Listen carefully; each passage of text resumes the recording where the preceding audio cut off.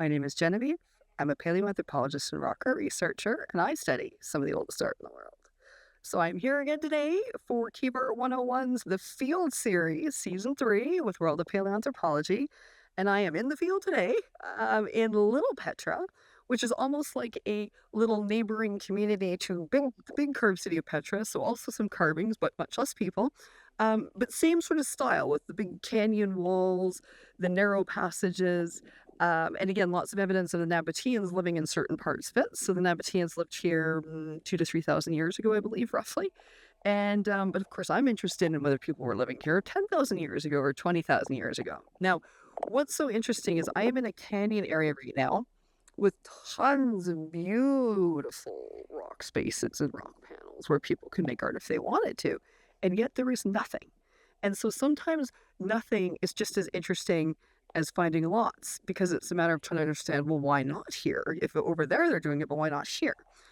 So this is such a great example. I'm really excited to share it with you because it's so perfect to help understand why surveying and doing this kind of work really requires not only getting into the minds of these ancient people, but also imagining the landscape differently.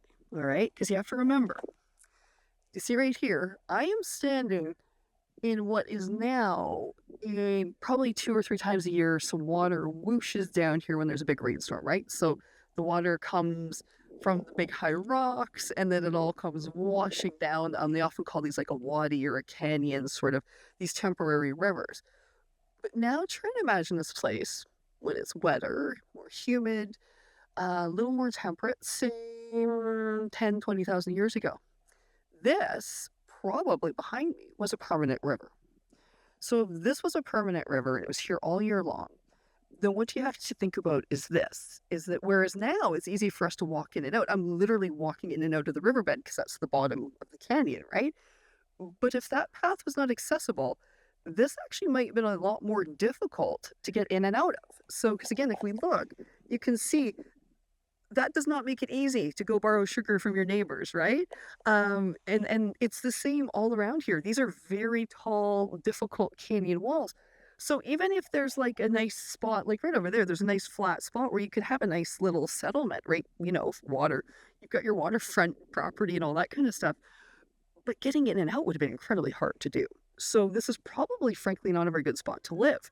What you would probably want to do is live on the outside of the canyon in an area where it was easy for you to access plants and animals and, again, interact with other neighboring groups. So this wouldn't necessarily have actually been that great of a spot to live. And if you're not living here, maybe you're not making art here, right?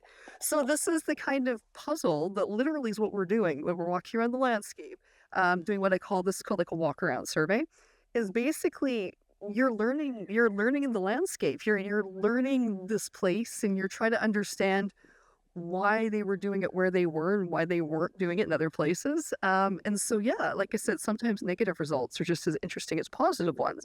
Now, I know stone tools have been found in this vicinity, but again, I believe they were found on the outside of this canyon. So I am going to go over there now and take a look there. And so I will see you in the next episode. Okay, following up to our wadi question about water, living space, why were people not making art when there's all these amazing panels available, but maybe not quite so accessible during the Paleolithic times?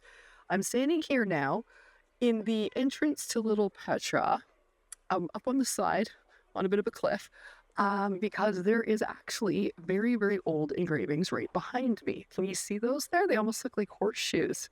So I'm not even sure quite what those are. But now that you've been hanging out with me in the field and you're starting to get the hang of it, do you see how much darker these ones are? Like they've returned to the natural color of the rock. So that tells us right away these are much, much older, and these definitely predate the Nabatean time period here. So really interesting to see those here, even if we don't know exactly what they might mean yet. Hopefully I can match them up with some other things in the future. So there we go.